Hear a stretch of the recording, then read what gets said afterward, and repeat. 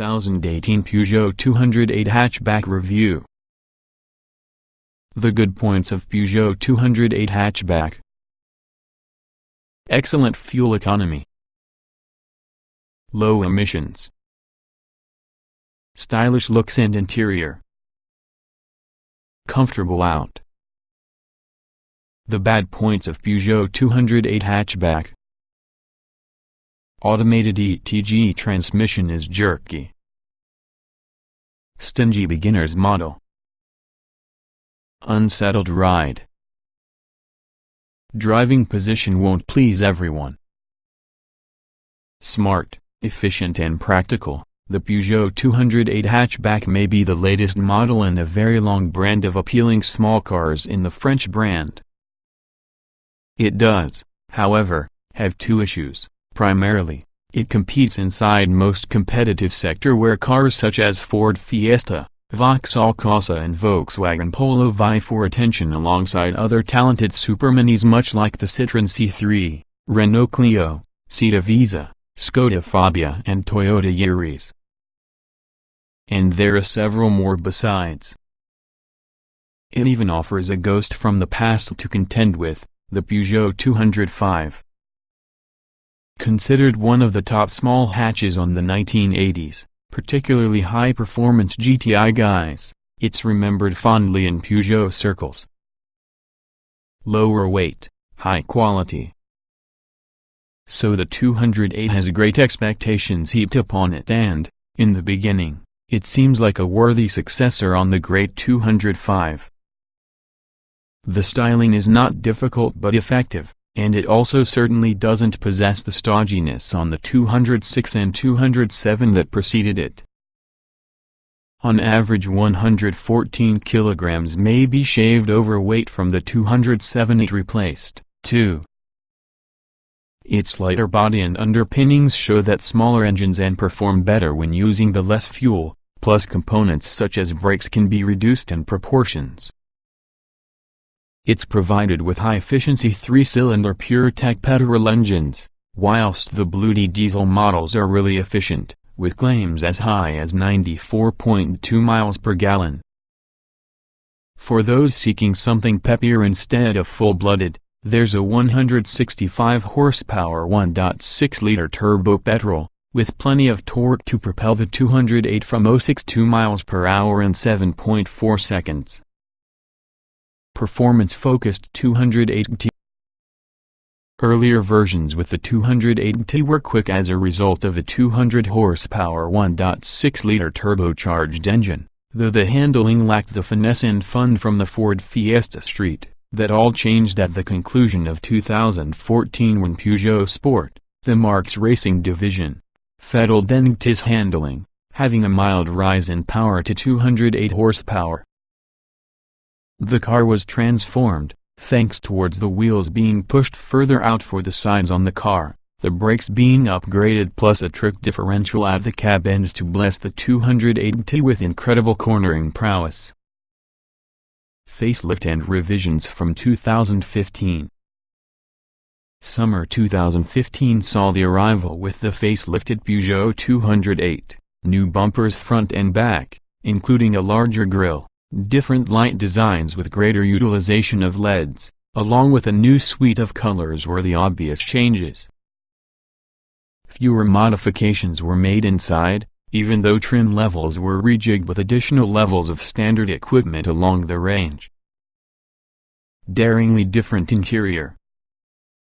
The 208's dashboard is truly one of its standout features, fit and finished is very good, and not class-leading, as well as the bold design incorporates a minimalist, modern feel. All 208s, such as the entry-level access models from 2015 onwards, include a large and rather prominent touchscreen within the center from the dash, whereby the majority with the car's functions, for example the trip computer, Bluetooth connectivity, optional sat-nav system, reversing camera and the like, are operated. It looks good, but we've found earlier versions especially had an unresponsive screen, making its operation frustrating. Unusually, The 208 comes with a very small steering wheel along with a raised instrument cluster, therefore, the driver looks over in lieu of through the wheel and the dials. The miniature wheel does lend your vehicle a sportier feel, and not everyone gets on well with all the arrangement. Some drivers discover the top with the wheel obscures the instruments slightly, although some have no problems. Like many cars, the 208 is very spec-sensitive animal. A mid-range lower car using a small petrol engine will feel significantly different to a highly regarded to-spec model. As ever, it's always worth going for a test drive. Include specification and engine suits you best. The verdict. With numerous excellent and newer rivals you could look at instead, it may be easy to assume the Peugeot 208 hatchback was something of your also-ran. Not a little it. Its styling still looks contemporary, the engine range is strong and economical, also it's comfy, even during TIGs.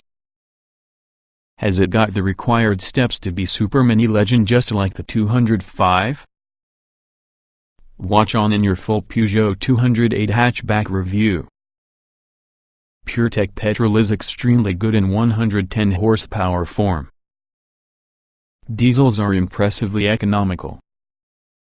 Suitably rapid performance for that courtesy of that relative lightness, performance and efficiency figures for that Peugeot 208 are surprisingly good, despite having modest power outputs with the range's access point.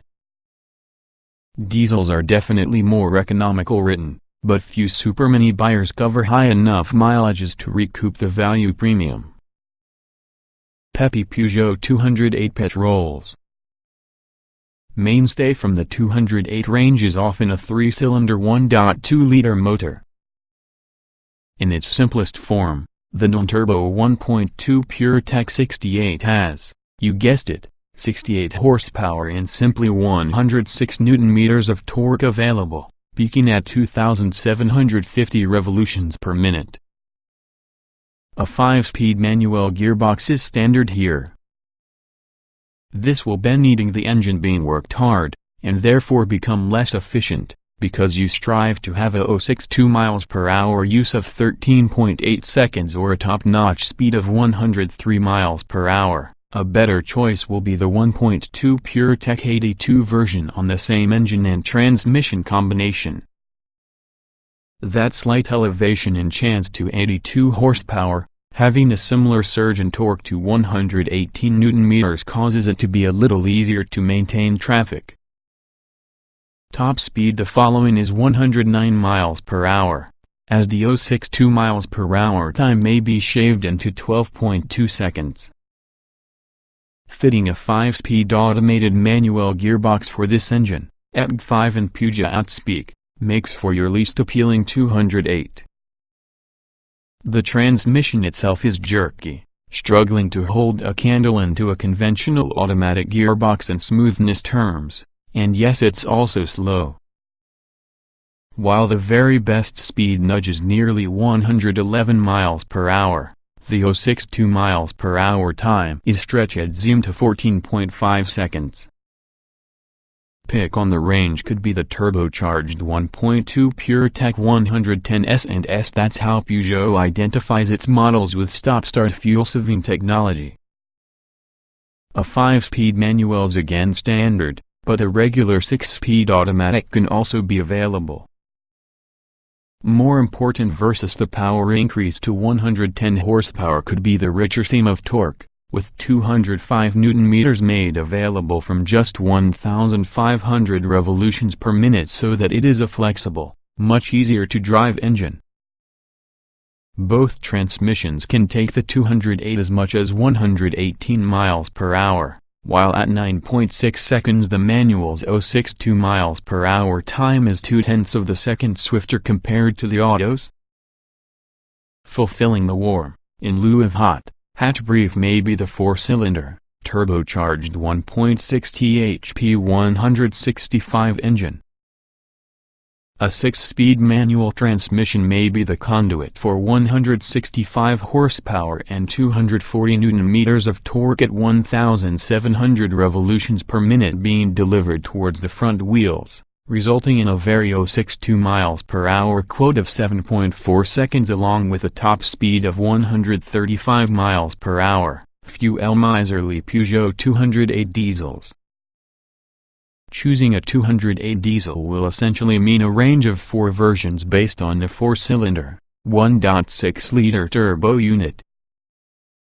First up could be the 1.6 Blue D75 S&S. It only musters 75 horsepower but 230 Nm of torque at 1,750 revolutions per minute helps it be a more appealing engine as opposed to entry-level petrol. Still, it's not quick, choosing the top speed of 106 mph as well as a 13.3-second 062 mph time. A 5-speed manual is standard here. More appealing could be the zippier 1.6 Blue D100 with and without S&S stop-start functionality, still together with the same gearbox. Performance figures are indifferent for both versions because the 99 horsepower and 254 Nm of torque at 1,750 revolutions per minute outputs are given to both, meaning a 10.7-second 062 mph time and also a 116 mph, but stop-start adds to the claimed fuel efficiency from 80.4 miles per gallon to 94.2 miles per gallon. Topping the diesel range, yet still sipping fuel at the slow rate, would be the 1.6 Blue D120 S&S. It features a 6-speed manual to reach the 120 horsepower and 300 Nm of torque at 1,750 ppm. The result can be a 118 mph top speed plus a 9.4-second 062 mph time. Rapid Peugeot 208 performance. For the stovetopper, the 1.6-liter THP 208 S&S may be cranked as much as 208 horsepower, with 300 Nm of torque from 1,700 revolutions per minute. This produces flexible real-world performance, and in the off-the-go feels eager and responsive with little inside the way of turbo lag. The outcome is that no matter which one with the 6 gears you're in, overtaking is both quick and safe. And those key figures, a 143 mph top speed plus a 6.5-second 062 mph time should win which you few rounds of hot hatch top trumps. Nimble handling is usually a common 208 trait. But numbness doesn't inspire confidence. Exceptional cornering ability for While the Peugeot 208 absolutely eclipses its 207 predecessor for on-road abilities, nonetheless isn't anywhere near class-leading with regard to handling. What's lacking will be the degree of traction in corners necessary to inspire confidence when you're driving with vigor. The Ford Fiesta, Mazda 2 and Suzuki Swift are typically better at controlling body roll in this connection. However, most in the time, a 208's more likely to become found pottering out and about, something it can do easily, which has a lightness towards the controls amplified because of the small wheel, making urban maneuvers feel easy. The steering feels quick, but there's a lack of much feel, which again limits the confidence you'll have when driving on broads. Superior 208 dynamics. The 205 GTI was popular for its lively handling traits, but times and tastes have changed as well as the Peugeot 208 is usually a much more widely accessible product than its ancestor.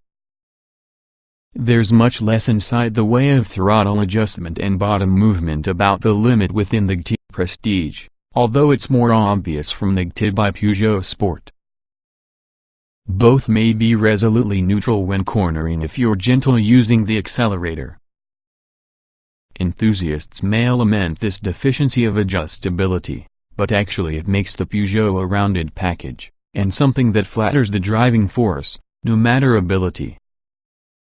There's little from the way of understeer, and pitching the 280 hard in a bend simply brings about it tracking faithfully round without an excessive amount drama. With its torsion differential reducing wheel spin around the inside wheel of any corner, traction is significantly improved, especially in tighter radii bends, permitting you to get back around the power sooner. The suspension is 20% stiffer and also the track 20 mm wider at the front end and 30 mm wider in the rear compared which has a regular 208. Thankfully adjustments haven't compromised comfort though, and despite your vehicle's considerable ability it's not really a fast on-electric pony. Touchscreen is a great one idea, but execution isn't great. Unusual driving position may very well be deal breaker. Some on the GTI's cabin mods are over the top. What a refreshingly simple looking the Peugeot 208 has. The minimalist approach is dominated by a central touchscreen, standard on all 208s from 2015, from where the driving force controls the multimedia package, sat-nav and also a variety of other controls. It must be a paragon of simplicity and logic. However, the execution wasn't as successful, particularly earlier models. It's not uncommon to become required to prod the screen's virtual buttons repeatedly for it to perform the required functions.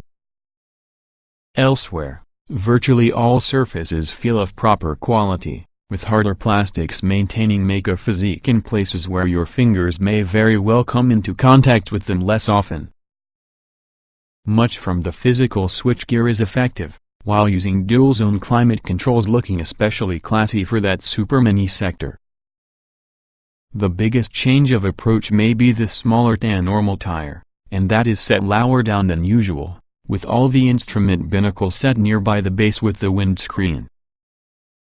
To see the dials you need to look over the wheel, not through it. Interior changes with the 208T. You sit 10 mm lower inside GT versus a typical Peugeot 208 amplifying the wheel-to-instrument ratio. Even more here, some may choose the bottom and the instruments obscured because of the top from the wheel whenever they can't get on while using tweaked driving positon. That aside, it's simple to get comfortable from the 208T, the seats offering all from the adjustment and give you support would expect. But rapidly refreshingly basic and intuitively controlled touchscreen infotainment system. The GTI's cabin is usually a busy place for being, and also the extra flashes of chrome and matte look plastic are unnecessary. While the leather-faced dashboard can be a more welcome addition, it's a waste. The accountants won the battle about the decision to exit the door tops in plain plastic, which feels considerably lower rent. Suppleness for the 208's ride quality. But damping setup will make it bouncy. GT versions possess a fine compromise. On less smooth motorways and poorly surfaced roads the Peugeot 208 feels unsettled as well as the ride could get rather bouncy, for the detriment of comfort. There remains a penetration of pliancy, and there's little sharpness seen by passengers. Nevertheless, the damping appears to take a while to bring back the 208's equilibrium. Given this, it's pleasing the seats can be comfortable, with plenty lateral to guide to hem you in when cornering briskly. The driving position feels slightly lofty and pedals are offset towards the right. That may take a little getting used to, not to mention having the wheel set under you might in every other supermini. Wind, road and engine noise continues to be well silenced, though the lower-powered pit rolls plus the diesels do get a bit vocal, especially when you are pulling away or on startup. Comfort isn't sacrificed on 208T. Hot hatches aren't always better known for their ride quality and long-legged ability, many being set around excite and engage on track instead of rutted real-world roads. However, the Peugeot 208T differs from the others. During the product brief, the firm's engineers were keen to push it as optimized with the road, not the circuit, and in spite of the stiffer suspension, Peugeot 208 comfort levels are exemplary in comparison with its peers. Across broken surfaces, the 208 simulates the imperfections without fuss, the fluid and measured responses of the dampers making for an especially comfortable ride. Even harsh ridges do not send just a murmur in a cabin that stays remarkably free in the expected bangs and crashes for the car in this type. Impressive degrees of standard equipment. Pity autonomous emergency braking is optional. Limited choice of options, so little personalization. Since its 2012 launch, the Peugeot 208 range has become slimmed down when it comes to trim level permutations, using the more popular choices remaining. Consequently, it's an incredibly well-equipped lineup of superminis. Standard Peugeot 208 hatchback equipment. Active. Entry point towards the 208 range is as simple as no means a hairshirt special made for people trying to find basic transportation.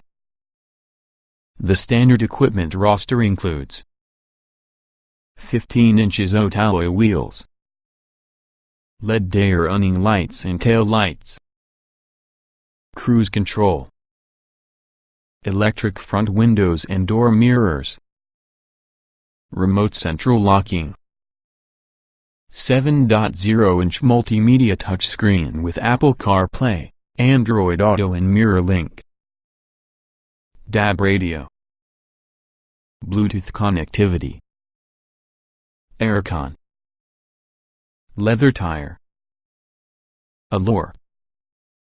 Step up for the more luxurious Allure and you'll make use of 16-inch titanium alloys, front fog lights with cornering function, rear privacy glass, chroma-look door mirror caps, automatic headlamps, automatic wipers, automatically dipping rear view mirror, rear parking sensors, GT line.